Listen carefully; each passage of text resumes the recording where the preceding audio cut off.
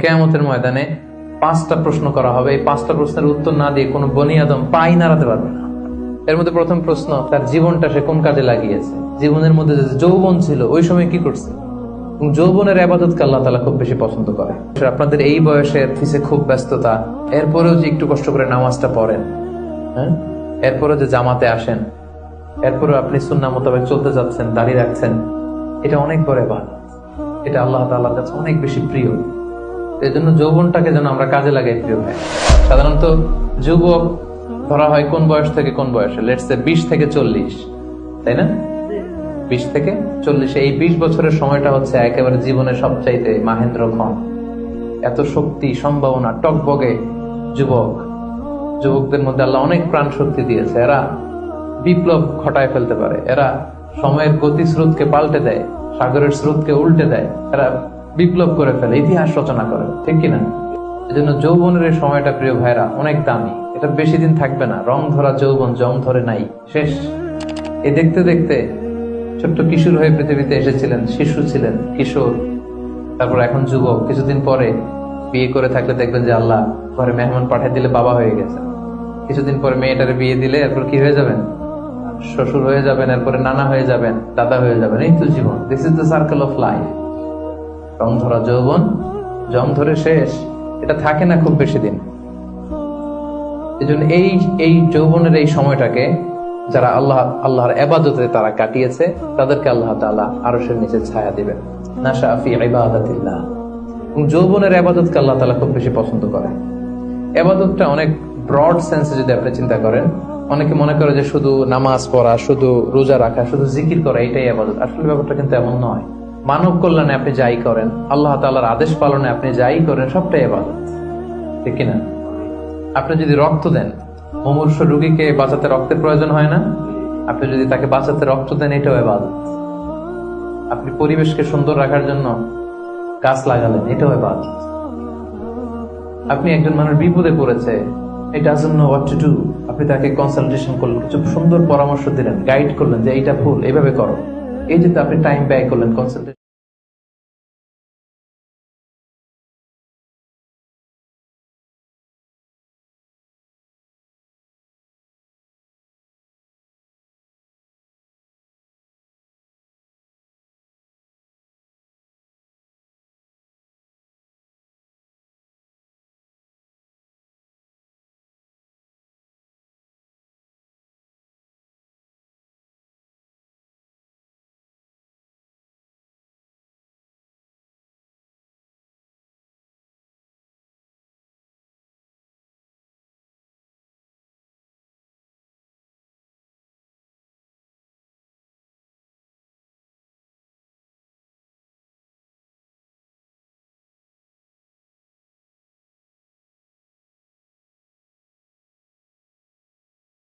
আপাতত ছাড়া আর তো সময়ই কাটে না।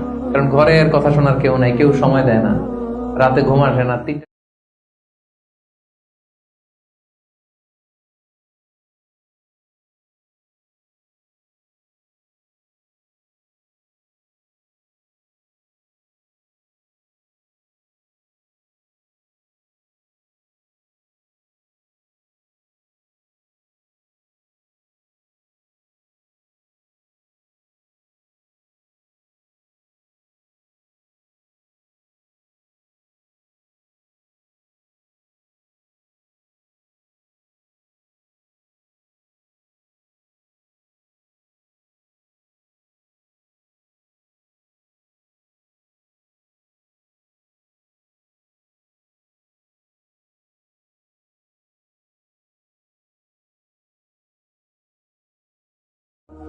আল্লাহ রাসূল সাল্লাল্লাহু আলাইহি ওয়াসাল্লাম বলেছেন, 5টা বিষয় আসার আগে 5টা জিনিসকে কাজে লাগাও। এর মধ্যে একটা হচ্ছে শাবাবাকা ক্বাবলা হারামিক, বার্ধক্য